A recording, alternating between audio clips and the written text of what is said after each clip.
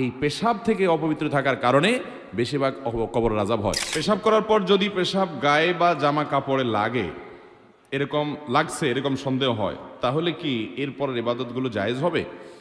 দেখেন, পেশাব করার পর সুইয়ের আগায় যে পরিমাণ পানি থাকে, সুই আছে না, সুইয়ের মাথায় যেরকম পানি থাকে ওইরকম ছোট ছোট ছিটা আসে না কিছু, এগুলো যদি আসে 2-4-5টা বা এরকম ছিটা যদি আসে আপনার কাপড়ের শরীরে, নাপাক হবে না।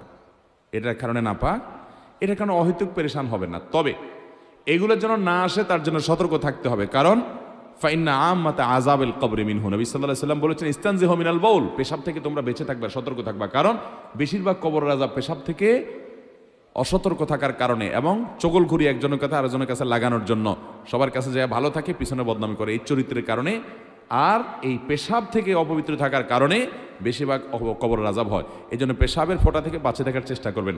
দাঁড়ায় যদি সরসর করে পেশাব করে দেন তাহলে ছিটা বেশি আসবে, এই জন্য বসে বসে করবেন এবং উপযুক্ত জায়গায় করবেন। তারপরও যদি ছিটা চলে আসে, ওই যে সুইয়ের আগার পরিমাণ এরকম ছিটা আসলো 2-4-6টা, এতে কি হবে না, নাপাক হবে। সতর্ক স্বরূপ পায়ে আসছে, পাও ধুয়ে ফেললেন, শেষ।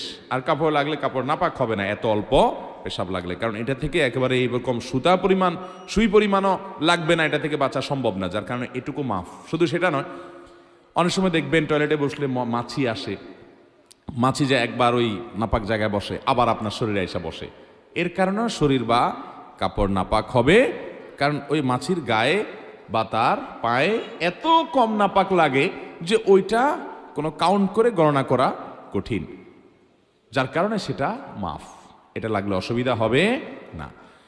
এর বাইরে যদি মনে করেন পেশাব অনেক বেশি লেগে গেছে, একেবারে 1-1.5 হাম পরিমাণ আরো বেশি লেগে গেছে, এরকম নিশ্চিত হন, তাহলে তো নাপাক হবেই। তাহলে যে জায়গা নাপাক আছে ওই জায়গা ধুয়ে ফেললে আপনি নামাজ পড়তে পারবেন। আবার অনেকের আছে লাগে নাই কিন্তু তার সন্দেহ হয়েছে, যেমন প্রশ্ন যিনি করছেন উনি, অনেকের আছে এটাকে বলা হয় সূচিবায়ুর রোগী, আছে না এ রোগ, যে লাগছে মনে হয়, এই মনে হয় দিয়া নাপাক হবে না, এই মনে হয় কোনো বেল নাই, এটার পাত্তা দেওয়া যাবে না। এরকম সন্দেহ রোগের কারণে অনেকে দেখবেন ওযু করতে আধা ঘন্টা সময় লাগে, আছে না নাই? ওযু করতে আধা ঘন্টা সময় লাগে কেন? তার সন্দেহ হয় মনে হয় একটু শুকনা রয়ে গেছে। হাদিসে আসছে 3 বার ধুইতে, সে 30 বার ধোয়ার পরও তার সন্দেহ থাকে আরো, এটা সন্দেহের রোগী, এই সন্দেহকে পাত্তা দেওয়া যাবে।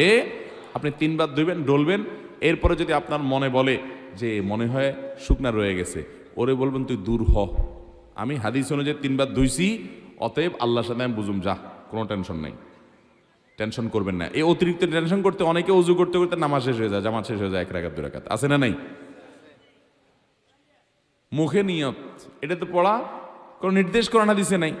আমি একবার এক ব্যক্তিকে দেখলাম নামাজের পাশে দাঁড়াইছে জামাতে, আমার পাশে আইসা সে নাওয়াইতুয়ান পড়তে পড়তে এই অর্ধেক পড়ে আবার শুরু থেকে পড়ে, হয় নাই মনে হয় আবার পড়ে, এসব করতে করতে ইমাম বেচারা রুকুতে যায়, রুকুতে ওইটা দাঁড়াই হয়ে গেছে, আর সে নাওয়াইতুর মধ্যেই পড়ে গেছে, যেটা পড়ারই কোনো নির্দেশ ইসলামে নাই।